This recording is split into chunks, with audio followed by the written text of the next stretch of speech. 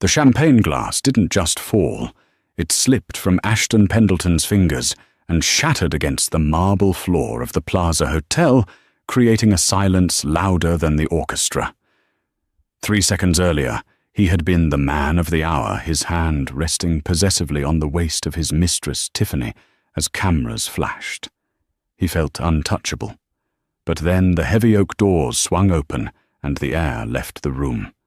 There, framed by the golden archway, stood his wife. She wasn't the frumpy, pregnant woman he'd left crying at home. She was draped in diamonds worth more than his entire company, flanked by 2 men whose faces were on the cover of Forbes last month. Ashton didn't just freeze. He watched his entire life disintegrate in a single heartbeat. Ashton Pendleton adjusted his silk tie in the rearview mirror of his silver Aston Martin, a lease he could barely afford, but absolutely needed. To the outside world, Ashton was the rising star of Apex Global, a hedge fund manager, with a killer instinct and a smile that could sell sand to a desert nomad. To his wife, Genevieve, he was a hard-working provider who was unfortunately burdened with yet another last-minute business trip to Chicago. He checked his Rolex, a knockoff, though a very convincing one. 6:45 p.m. "You're sure she bought it?" Tiffany asked from the passenger seat. She was applying a layer of crimson lipstick, checking her reflection in the sun visor. Tiffany was everything Ashton thought he deserved, 23, leggy and unapologetically expensive. She was an Instagram model with aspirations of being a lifestyle curator. Whatever that meant, but she looked phenomenal in the emerald green gown he had put on his secret credit card. "Genevieve doesn't suspect a thing," Ashton scoffed, putting the car into gear. "She's 7 months pregnant, Tiff. Her biggest concern right now is swollen ankles and which color to paint the nursery. Besides, she thinks I'm boring. She has no idea I run in these circles." That was the narrative Ashton had constructed. He had met Genevieve 3 years ago at a library in upstate New York. She was wearing an oversized sweater, reading a battered copy of Pride and Prejudice, and looked like she hadn't slept in a week. She told him she was a freelance editor, estranged from her family trying to make it on her own. Ashton, sensing someone he could mold, had swept her off her feet. He liked that she was quiet. He liked that she was frugal. He liked that she never asked questions about where the money came from or where it went. He had no idea that freelance editor was a euphemism for managing a private philanthropic trust, or that estranged was a temporary disagreement over a prenup she had refused to sign, not to protect his money, but to protect hers. "I just don't want any drama." "Artie," Tiffany said, snapping her compact shut. "If your wife finds out—" "She won't." Ashton cut her off, his voice sharp. "Tonight is the Winter Solstice Gala. It's the most exclusive event in Manhattan.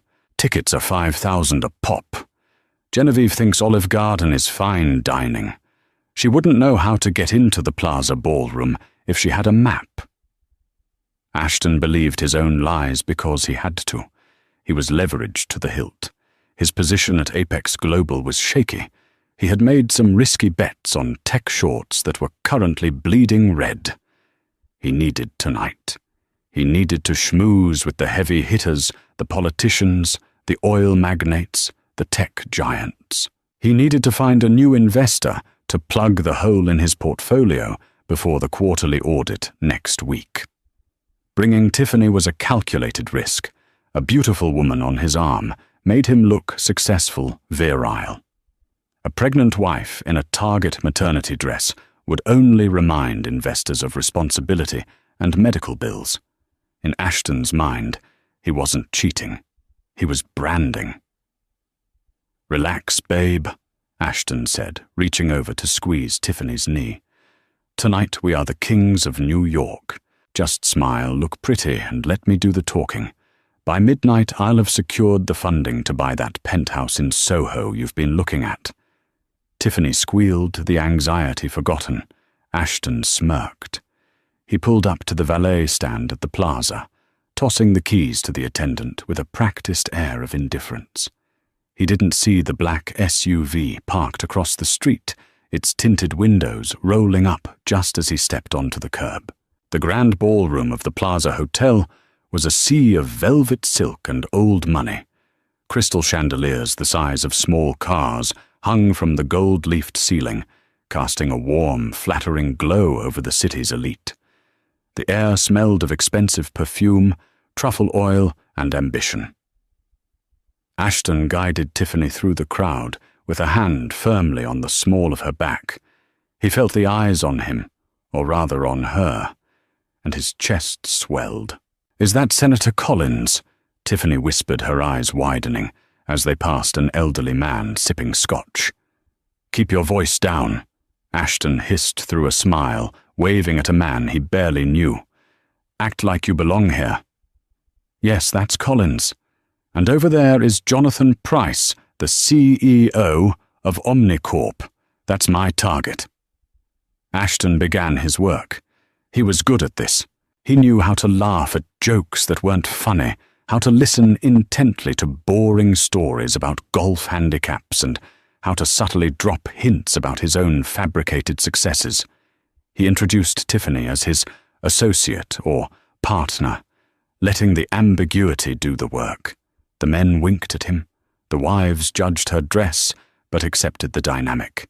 It was a game they all knew. "Ashton, you old dog," a voice boomed. It was Greg Montgomery, a VP at a rival firm. Greg was red-faced and already 3 martinis deep. "And who is this vision?" "Tiffany, this is Greg," Ashton said smoothly. "Tiffany is helping me with client relations."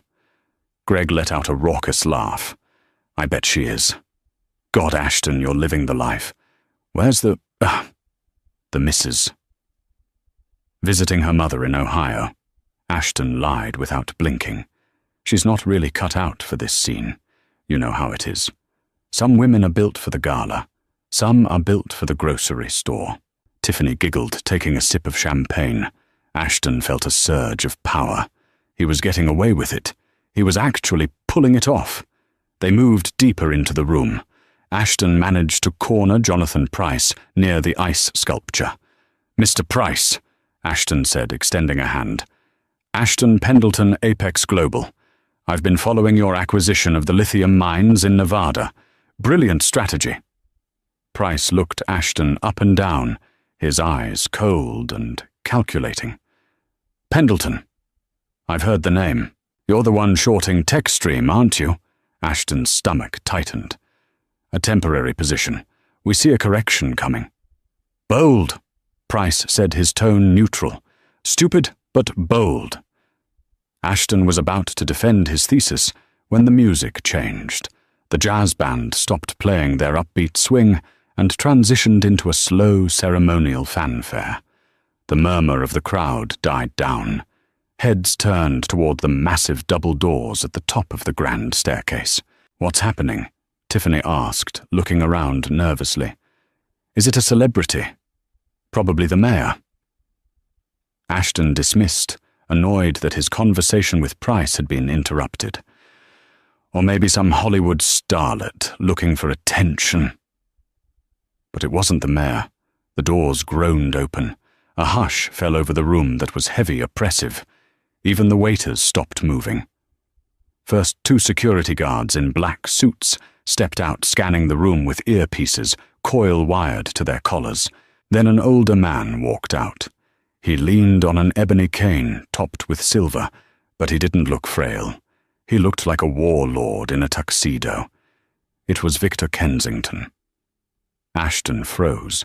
Victor Kensington wasn't just rich, he was institutional. He owned half the real estate in Manhattan, a shipping fleet in the Pacific, and had the ear of the president. He was the kind of money that didn't need to shout because it whispered, and everyone listened. "Holy shit," Greg Montgomery whispered beside Ashton. "That's the Kensington patriarch. He hasn't been seen in public in 5 years." But Victor wasn't alone. On his right was his son, Lucas Kensington, a shark of a lawyer known for dismantling companies for sport. And on his left, Ashton's brain refused to process the image. He blinked, thinking it was a trick of the light, a hallucination brought on by the stress and the champagne. On Victor Kensington's left linking arms with the billionaire was a woman. She wore a midnight blue gown that draped elegantly over a very visible 7-month baby bump. Her hair, usually tied back in a messy bun, was cascaded in polished waves over her shoulders. Around her neck sat the Star of the North sapphire necklace, a piece of jewelry Ashton had read about in a magazine rumored to be worth $12 million. She looked regal. She looked terrifying. She looked exactly like Genevieve. "Ashton," Tiffany whispered, tugging on his sleeve. "That woman, she looks just like the picture on your phone screen." Ashton couldn't breathe. His heart hammered against his ribs like a trapped bird. It wasn't just a resemblance. It was her. Genevieve Kensington, his wife, the woman he told to buy generic brand cereal to save money, the woman he scolded for leaving the lights on, the woman he was currently cheating on in front of the entire upper crust of New York society. As the trio began to descend the grand staircase, Victor Kensington leaned in and whispered something to his daughter. Genevieve didn't smile. Her eyes scanned the crowd below, cold and precise as a sniper's scope. She wasn't looking for a drink. She wasn't looking for friends. She was looking for him. The silence in the ballroom was absolute, a vacuum that sucked the oxygen right out of Ashton's lungs. The only sound was the rhythmic tap-tap-tap of Victor Kensington's cane on the marble stairs and the rustle of silk as the crowd parted like the Red Sea. They weren't just making way. They were recoiling in reverence. Ashton's mind was racing, spinning through a Rolodex of impossible excuses. Identical twin secret government, clone, hallucination. But as Genevieve drew closer, the delusion shattered. He saw the small scar above her left eyebrow from a childhood bike accident she'd told him about. He saw the way she subconsciously touched her belly, a protective gesture he had seen 100 times on their worn-out sofa. "Ashton." Tiffany hissed her nails digging into his bicep. "Why is everyone looking at us? Who is she?" "Shut up," Ashton whispered, his voice trembling. He tried to pull back, to meld into the shadows behind a large fern, but his feet felt leaden. He was paralyzed by the sheer absurdity of his reality collapsing. "That's Genevieve Kensington," Jonathan Price murmured, standing just to Ashton's left. The tech CEO sounded awestruck, a tone Ashton had never heard from him. The only daughter. Rumor was she walked away from the family fortune years ago to live a normal life. "I thought she was a myth." Kensington. The name hit Ashton like a physical blow. He had married into one of the most powerful dynasties in the Western Hemisphere, and he had treated her like a burden. He had complained about the cost of her prenatal vitamins while she was sitting on an inheritance that could buy a small country. The trio reached the bottom of the stairs. Victor Kensington looked frail but dangerous, his eyes sweeping the room with the disdain of an emperor inspecting his subjects. Lucas the brother looked ready for a fight, his jaw set, his fists clenched at his sides. But it was Genevieve who commanded the rumor. She whispered something to her father, and he nodded, patting her hand. Then she turned. She didn't scan the room aimlessly. Her gaze locked onto Ashton with the precision of a heat-seeking missile. There was no love in those eyes, no hurt, no tears. There was only the icy, terrifying calm of a woman who held all the cards. She began walking toward him. The crowd sensed the trajectory and scrambled out of the way, creating a wide, empty corridor between the husband and wife. "Oh my God," Tiffany squeaked. "She's coming here. Ashton, do something." Ashton did the only thing his panicked, narcissistic brain could conjure. He decided to bluff. He plastered a shaky, incredulous smile on his face and took a step forward, opening his arms as if this were a delightful surprise. "Genevieve," he exclaimed, his voice cracking slightly loud enough for the onlookers to hear. "Darling, what on earth? I thought you were in Ohio.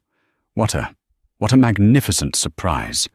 He reached for her, aiming to kiss her cheek, to establish dominance, to show the room that this powerful creature belonged to him. He never made contact. Lucas Kensington stepped forward, moving with the speed of a viper.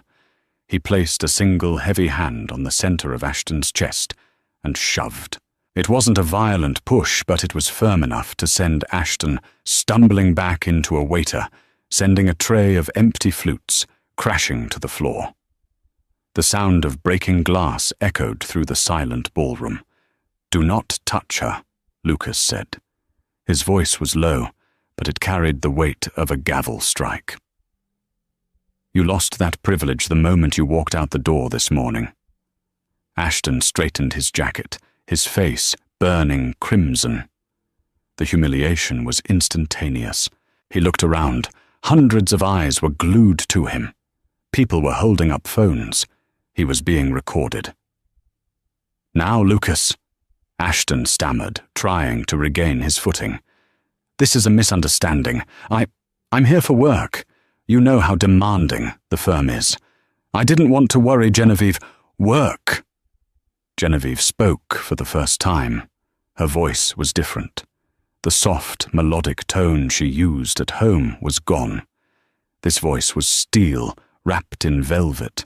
She gestured gracefully to Tiffany, who was currently trying to shrink into the wallpaper. "Is she work, Ashton? Or is she the overhead you were complaining about last week when I asked for money to fix the boiler?" The crowd gasped. A ripple of whispers broke out. "The Mistress." He brought the Mistress. Tiffany, realizing she was the center of attention, tried to salvage her own dignity. "I didn't know," she blurted out, her voice shrill. "He told me he was practically divorced. He said you were a bore who didn't understand him." Ashton flinched. Tiffany shut up. Genevieve turned her gaze to the Mistress. She didn't look angry. She looked pitying. She looked at Tiffany's dress, the shoes, the jewelry, all things Ashton had bought with money he didn't really have. "That gown is from the Saldana collection, isn't it?" Genevieve asked quietly. "Retail price $4,000. Funny. Ashton told me we couldn't afford a crib last Tuesday. He made me buy a used one off Facebook Marketplace for $50. One of the wheels is broken." She turned back to Ashton. The pity vanished, replaced by disgust. "I wanted to see if you were capable of it," she said, stepping closer. The smell of her perfume, white lilies and rain, wafted over him, a scent he realized now was custom-made, not store-bought. I wanted to believe that the late nights, the secret texts, the separate bank accounts. I wanted to believe it was just stress, or maybe that I was crazy. But then I saw the charge on the credit card statement. "I can explain," Ashton pleaded, sweat beading on his forehead. "Genevieve, please not here. Let's go home. We can talk about this at home." "Home," Victor Kensington laughed. It was a dry, rasping sound. "You don't have a home, boy. The townhouse you live in. The lease is in my daughter's name. The car you drove here. My company owns the leasing firm. The suit on your back, paid for by the salary my connections secured for you."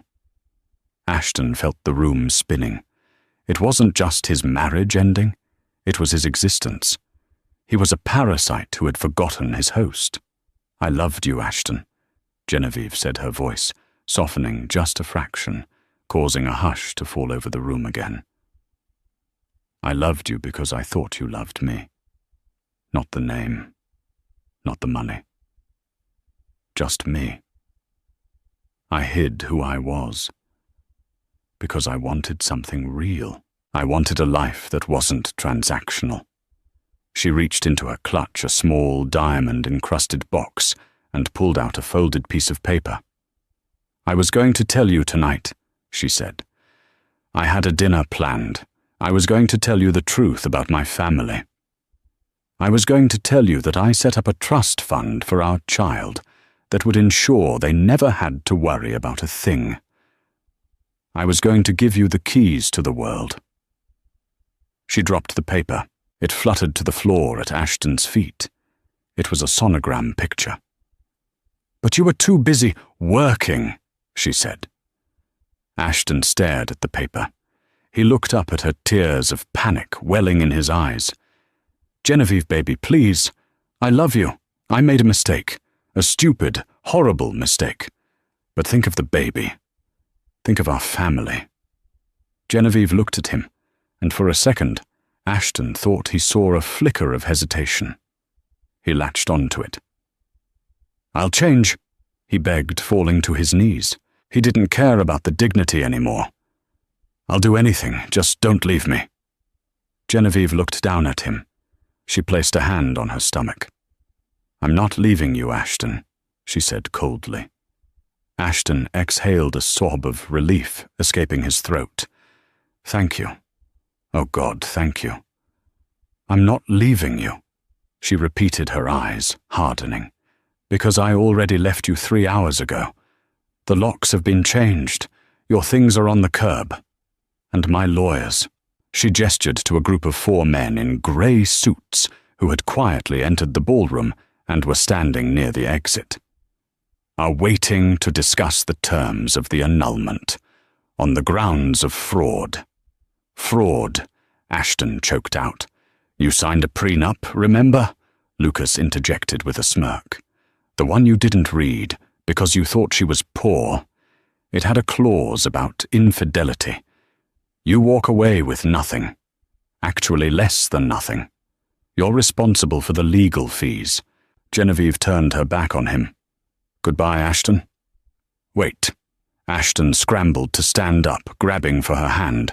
"You can't do this to me. I made you. You were nothing before me." It was the wrong thing to say. Victor Kensington slammed his cane onto the floor with a crack like a gunshot. "Security." 2 burly guards materialized from the crowd. They grabbed Ashton by the arms, hoisting him up like a rag doll. "Get him out of my sight," Victor commanded. "And the girl too." "Me," Tiffany shrieked as a guard took her elbow. "I'm a victim here." As Ashton was dragged backward, kicking and screaming, he saw Genevieve take her father's arm. She didn't look back. The orchestra, sensing the cue, began to play a waltz, Strauss's Blue Danube.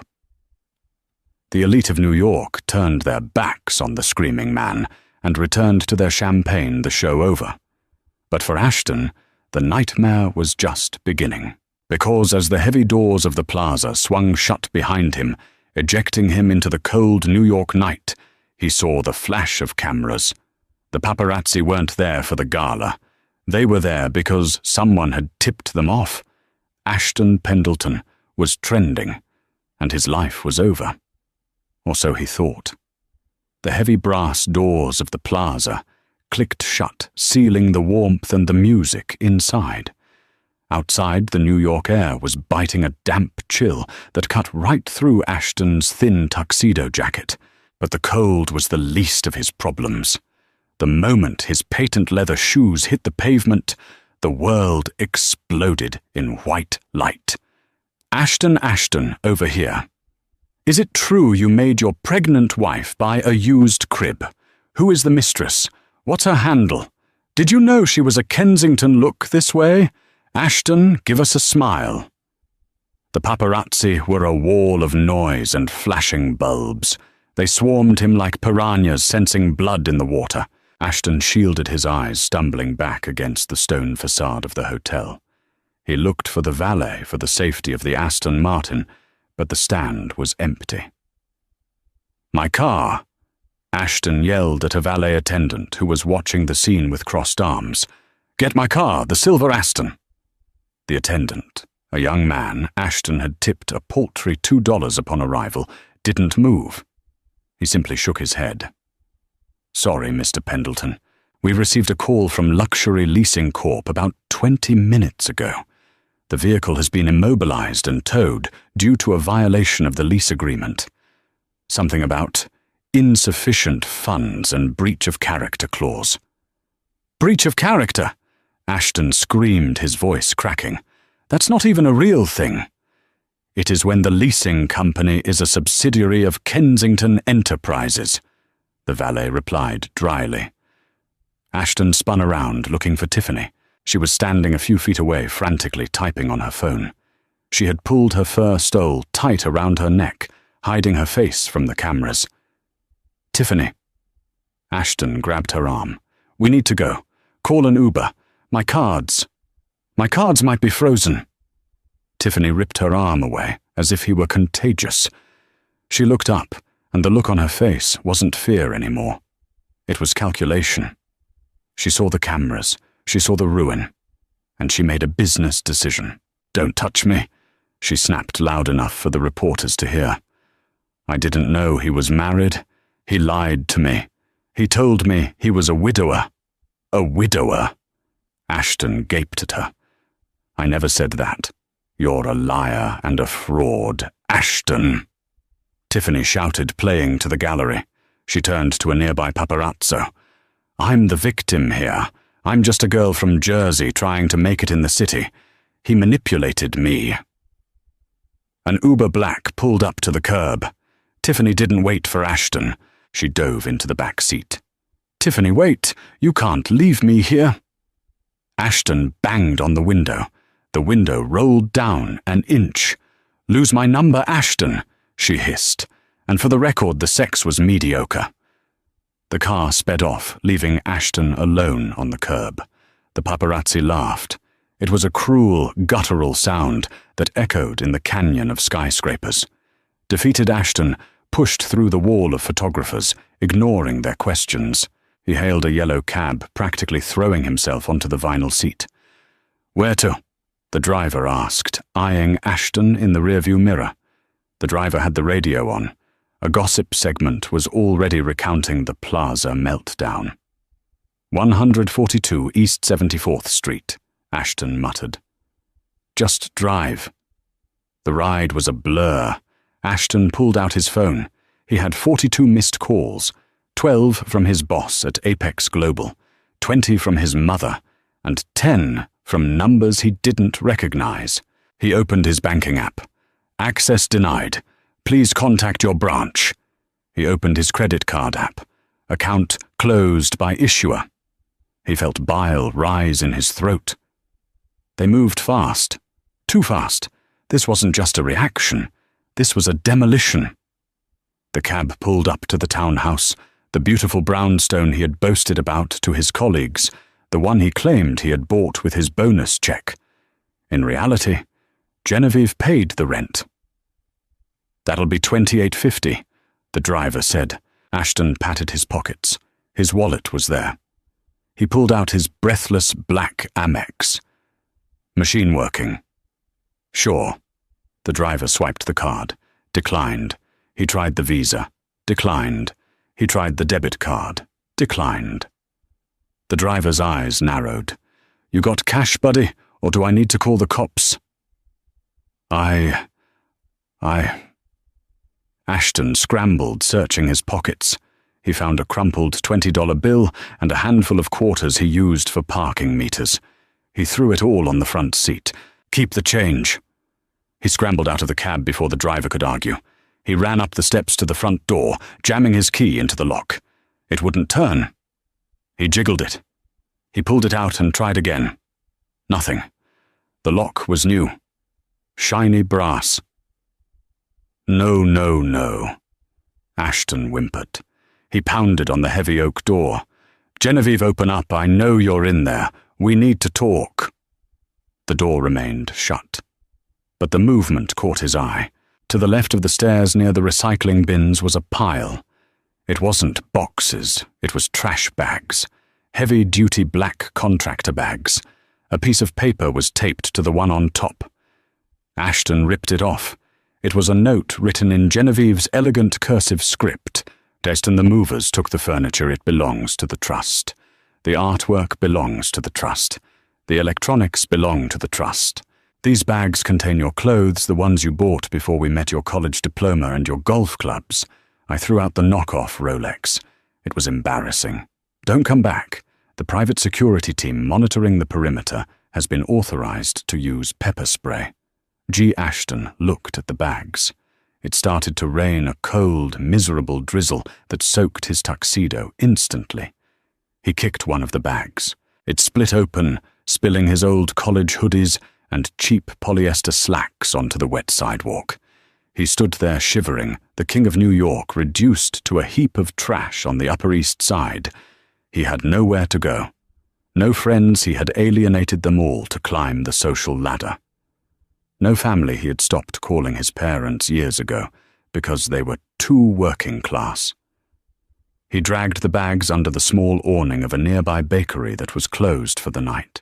He sat down on the cold concrete, hugging his knees to his chest. For the first time that night, Ashton didn't scheme.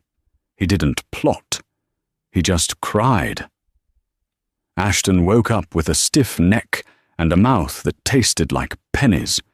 He had spent the night in a 24-hour laundromat 3 blocks away, clutching his trash bags, pretending to wait for a cycle to finish whenever the attendant looked at him. It was 7:30 a.m.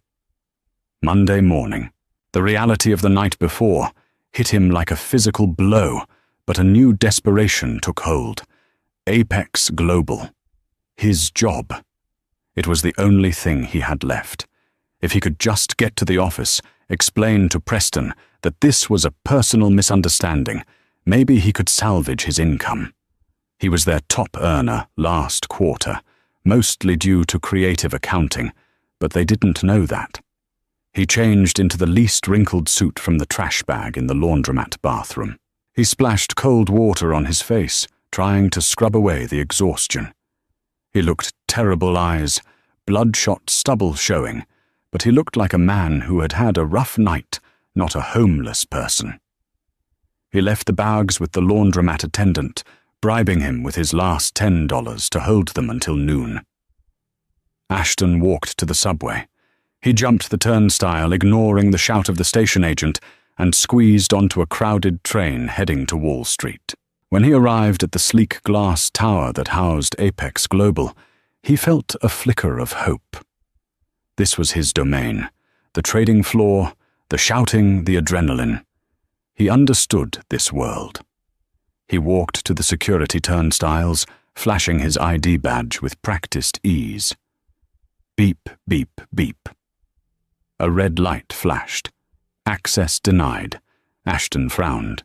He tapped it again. Access denied. "Hey, Jerry," Ashton called out to the guard at the desk, forcing a smile. "Badge is acting up again. Can you buzz me through?" Jerry, a man Ashton had walked past every day for 4 years without ever learning his last name, didn't smile back. He looked down at a clipboard, then up at Ashton. "Mr. Pendleton," Jerry said, his voice flat. "I need you to step away from the turnstiles. I've been instructed to escort you to the loading dock exit." "Loading dock?" Ashton laughed nervously. "Jerry, it's me. I have a 9 o'clock a.m. strategy meeting with Preston. Just let me in." "Mr. Pendleton," a new voice cut in.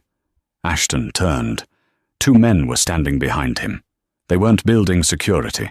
They were wearing FBI windbreakers. Ashton's knees went weak. What is this?" "Ashton Pendleton," the taller agent asked. "We have a warrant for your arrest regarding securities fraud, insider trading, and embezzlement." "Arrest?" Ashton squeaked. The lobby of the building had gone quiet. People were staring. "This is a mistake. I'm a hedge fund manager. You can't just—" "We also have a seizure order for all electronic devices." The agent continued, ignoring him. "Turn over your phone." Number. "I need to speak to my boss. I need to speak to Preston." "I'm right here, Ashton." Preston Hall, the CEO of Apex. Global stepped out of the elevator bank. Usually Preston was a jovial man who loved a good cigar. Today he looked pale, sweating profusely. "Preston." Ashton lunged toward him, but the FBI agents held him back. Tell them about the Techstream shorts. It was a legitimate strategy."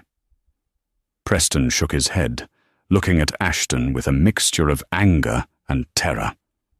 "You're done, Ashton. You're fired, effective immediately. And don't try to drag the firm down with you. We've already handed over all your files to the SEC. We didn't know what you were doing with those offshore accounts." "I did that for us," Ashton screamed. "To boost the liquidity. You did it to pay for a lifestyle you couldn't afford," Preston shouted back, losing his composure. "And do you know who called me at 3 a.m., Ashton? Do you know who owns the controlling stake in the parent company that just acquired Techstream?" Ashton stopped struggling. A cold dread settled in his stomach. "No," he whispered. "No, tell me it's not." "Lucas Kensington." Preston spat the name out like poison. "He bought the debt, Ashton. He owns Apex Global now. He bought the whole damn firm this morning, just to fire you personally." The doors to the building opened, and a figure walked in. It was Lucas. He looked fresh-rested, wearing a suit that cost more than Ashton's annual salary. He held a Starbucks cup in one hand and a briefcase in the other. He walked right up to where the FBI agents were holding Ashton. "Morning, Ashton," Lucas said cheerfully. "Rough night." You can't do this," Ashton stammered. "This is market manipulation. You bought a company just to ruin me." Lucas took a sip of his coffee. "Don't flatter yourself. Apex was a good investment. Undervalued. Poor management."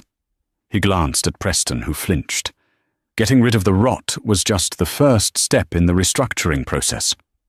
Lucas leaned in close, his voice dropping so only Ashton could hear. "Genevieve wanted you to have a severance package," Lucas whispered. Ashton's eyes lit up with a pathetic glimmer of hope. "She did." "Yes." Lucas smiled. It was a shark's smile. "She gave the FBI the hard drive from your home office. The one hidden in the false bottom of the bookshelf. She found it 3 months ago. She's been building the case against you while you were out having business dinners with Tiffany." Ashton felt the blood drain from his face. The hard drive. It contained everything. The falsified reports, the client skimming the illegal shorts. It was a roadmap to prison. "She played me," Ashton whispered. "The whole time. She was playing me. She was giving you a chance to be a decent man." Lucas corrected him, straightening up. "She waited. She hoped she was wrong. But then you bought the Gala tickets." Lucas checked his watch. "Take him away, gentlemen. I have a board meeting to chair." The FBI agents cuffed Ashton's hands behind his back. The metal was cold and tight. As they marched him out of the glass tower, past the staring faces of his former colleagues, past the security guards who used to salute him, Ashton realized the true extent of his arrogance. He hadn't just poked the bear. He had walked into the lion's den, slapped the lioness, and expected the pride to applaud. He was shoved into the back of an unmarked sedan. As the car pulled away, Ashton looked out the window. On the giant digital billboard across the street, the one that usually showed stock tickers, there was a breaking news alert. "Plaza scandal Ashton, Pendleton arrested in massive hedge fund fraud." And right next to the headline was the photo from last night, Ashton on his knees, begging while Genevieve looked down on him like a warrior queen. He closed his eyes. He was going to prison. But in the back of his mind, a dark, desperate thought began to form. He had lost the battle. He had lost the war. But he still had one card left to play. Genevieve was pregnant. And that baby was his. Rikers Island was a far cry from the penthouse suites and corner offices Ashton Pendleton was accustomed to. The air didn't smell of mahogany and expensive cologne. It smelled of industrial disinfectant, stale sweat and despair. Ashton sat on the edge of his metal cot, staring at the peeling grey paint on the wall. It had been 3 months since the gala. 3 months since his life had been dismantled with the efficiency of a controlled demolition. His bail had been denied.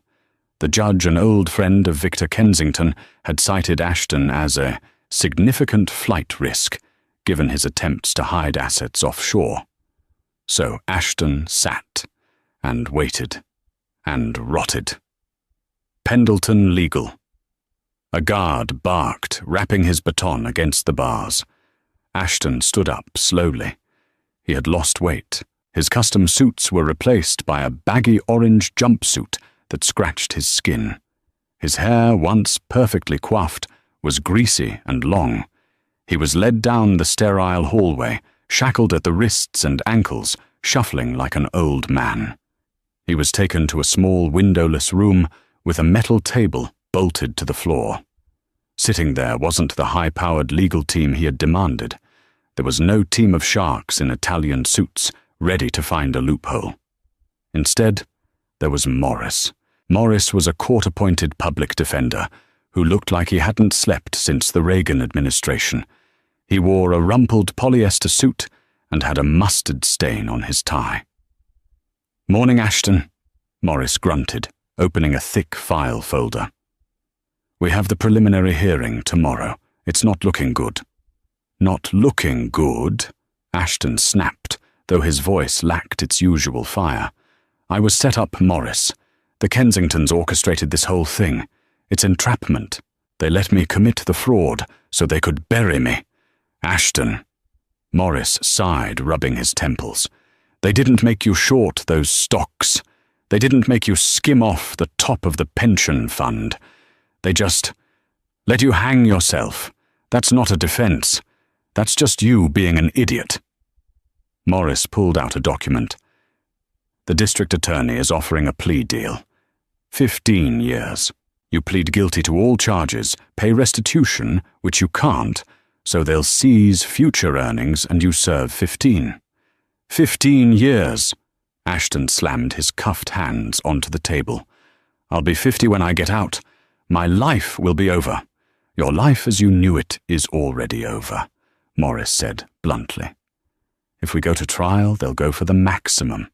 25 to life. And they have a star witness." Ashton froze. "Who Preston? He was just as guilty as I was." "No," Morris shook his head. "Tiffany." Ashton felt the blood drain from his face. "Tiffany." "She cut a deal," Morris explained. "Immunity in exchange for testimony. She has recordings, Ashton. Apparently she records everything for her vlog or whatever. She has audio of you in the car bragging about how you were cooking the books and how Genevieve was too stupid to notice. She has you on tape admitting that the money for her apartment came from the client escrow account." Ashton slumped back in his chair. Tiffany, the girl he thought was just a pretty accessory, had hammered the final nail into his coffin. "I need leverage," Ashton muttered, his mind racing desperately. "I need something to trade." "You have nothing," Morris said. "You have no money. You have no allies." "I have a son," Ashton whispered. Morris looked up confused. "What?" "Genevieve gave birth 2 weeks ago." Ashton said, a sinister glint returning to his eyes. "I saw it on the news in the common room. A boy. My son. So I have parental rights," Ashton said, leaning forward. "The Kensingtons care about image more than anything. They don't want a custody battle. They don't want the father of the heir dragging them through family court for the next decade." "Ashton, don't do this," Morris warned. "You're playing with fire." "I want a meeting," Ashton commanded. "Tell the DA I'm willing to take the deal. but only if I get a face-to-face with Genevieve first. Tell them it's about closure. But if she doesn't come, I'll contest paternity. I'll demand DNA tests. I'll sell interviews to the tabloids about how she's keeping me from my child. I'll make it a circus." Morris stared at him with pure disgust. "You really are a piece of work, aren't you?" "Just make the call, Morris." The meeting took place in a high-security conference room at the courthouse 2 days later. Ashton had tried to clean himself up. He combed his hair back with water and practiced his most sympathetic expression in the stainless steel mirror of his cell. He needed to look like a broken man, a repentant father. The door opened. Genevieve walked in. She looked breathtaking. She wore a cream-colored power suit that screamed elegance. She didn't look like a victim. She looked like a CIO. She was followed by Lucas, who stood by the door, arms crossed, looking like a bodyguard ready to strike. Genevieve sat down across from Ashton. The glass partition separated them, but even without it, the distance between them was infinite. "You wanted to see me, Ashton?" she said. Her voice was calm, devoid of any emotion. "Genevieve," Ashton said, trying to summon a tear. "You look incredible. Motherhood suits you." "Cut the act," Lucas growled from the corner. I heard about the baby." Ashton continued ignoring Lucas. "A boy. Have you named him?" "We named him Leo," Genevieve said, "after my grandfather." "Leo," Ashton tested the name. "Leo Pendleton. Leo Kensington." Genevieve corrected him sharply. Ashton dropped the facade. He leaned into the glass. "That's what I wanted to talk about. You can't just erase me, General. I'm his father. I have rights. Even from prison I can file motions. I can demand visitation. Do you want your son visiting his dad in a maximum security facility? Do you want the press writing stories about the jailbird dad?" Genevieve didn't flinch. She just watched him, like a scientist observing a rat in a maze. "I can make this go away," Ashton said, playing his card. "I'll sign away my rights. Full termination of parental rights. You'll never hear from me again. I'll let you raise him as a Kensington." "And what do you want in return?" she asked. "I want the Kensingtons to pull some strings," Ashton said quickly. "Get the sentence reduced, 5 years, minimum security, and a trust fund set up for me when I get out. 5 million. That's a small price to pay for total freedom, isn't it?" He sat back, feeling a surge of triumph. He had her. She wouldn't risk her son's happiness. Genevieve looked down at her hands, then back up at him. She started to laugh. It wasn't a happy laugh. It was a cold, incredulous sound. "Oh, Ashton," she said, shaking her head. "You still think you're playing the game. You don't realize the game ended the night of the gala. What are you talking about? You don't have any parental rights to trade," she said. Ashton frowned. "Of course I do. I'm the biological father. DNA doesn't lie." "You're right. DNA doesn't lie," she said. She reached into her briefcase and pulled out a document. She pressed it against the glass. It was a medical contract, dated 4 years ago. "Do you remember when we first started dating?" Genevieve asked. "You had that cancer scare, testicular cancer. You were terrified." "Yeah, so," Ashton said, confused. "It turned out to be a cyst. I was fine." "You went to a clinic," she said. "You were worried about fertility. You gave a sample to be frozen just in case. Do you remember signing the paperwork?" "I signed a bunch of stuff. The doctors said it was standard."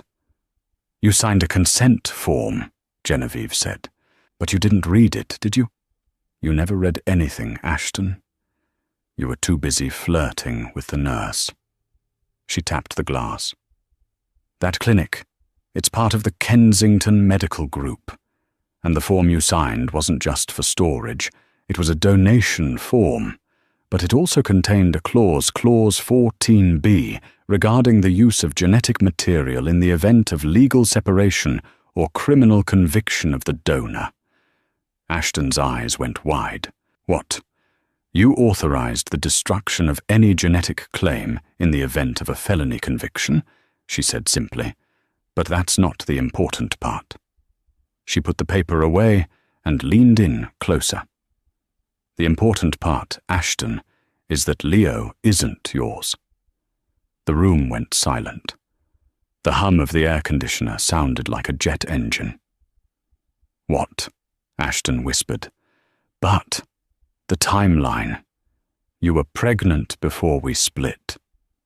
We haven't slept together in a year, Ashton, Genevieve said coldly. You were too busy with Tiffany, and before that, with your late nights at the office. But, Ashton stammered. Then who? In vitro, she said. Donor sperm. I wanted a child. I knew our marriage was dying. I knew you were cheating. I wanted a baby, but I didn't want your baby. I didn't want a child with your narcissism, your greed, your weakness. She stood up, smoothing her skirt.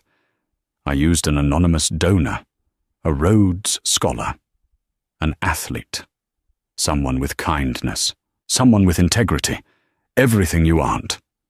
Ashton sat there, his mouth open, his entire leverage evaporating into thin air. The baby wasn't his. He had no hold over her. He had nothing. So, Genevieve said, signaling to the guard, you can threaten the press all you want. Go ahead. Tell them you're the father. We'll release the DNA test and you'll just be the crazy, delusional ex-husband adding perjury to his list of crimes. She turned to leave. Wait, Ashton screamed, panic seizing him. Genevieve, please don't leave me here. I have nothing, I'm nobody.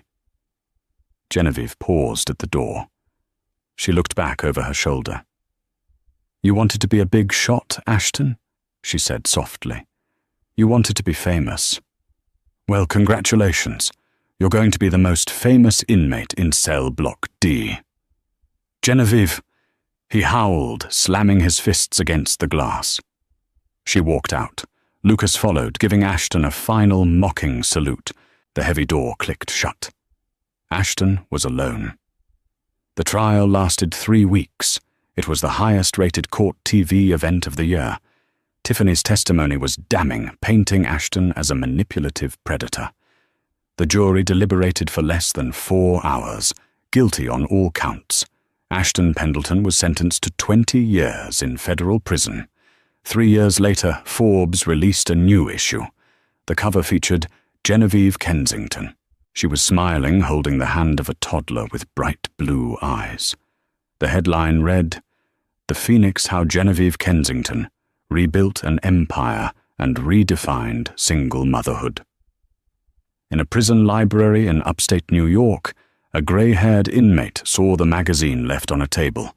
He reached for it, his hands shaking. He looked at the woman he had underestimated, the woman he had thrown away for a fleeting taste of glory. He traced her face with his thumb. Then he saw the guard approaching. Pendleton, move it. Lights out. Ashton closed the magazine. He didn't put it back on the rack. He slid it under his shirt, close to his heart, carrying the image of the life he could have had into the darkness of his cell. He had wanted to be a king, but he had forgotten the most important rule of the monarchy: never betray the Queen. Ashton Pendleton's story is a chilling reminder that the grass isn't always greener on the other side. Sometimes it's just painted artificial turf covering a sinkhole. He had a wife who loved him and a life of comfort, but his unquenchable thirst for more blinded him to the treasures he already held. In the end, his arrogance was the architect of his own destruction, proving that true power isn't about who you know or what you wear, but about integrity and loyalty. Wow, talk about a brutal reality check. Do you think Ashton deserved that 20-year sentence? Or was Genevieve's final secret about the baby too cruel? Let me know in the comments below. I read every single one. If you enjoyed this roller coaster of drama and karma, please smash that like button and subscribe to the channel. Turn on notifications so you never miss a story. Thanks for watching, and see you in the next video.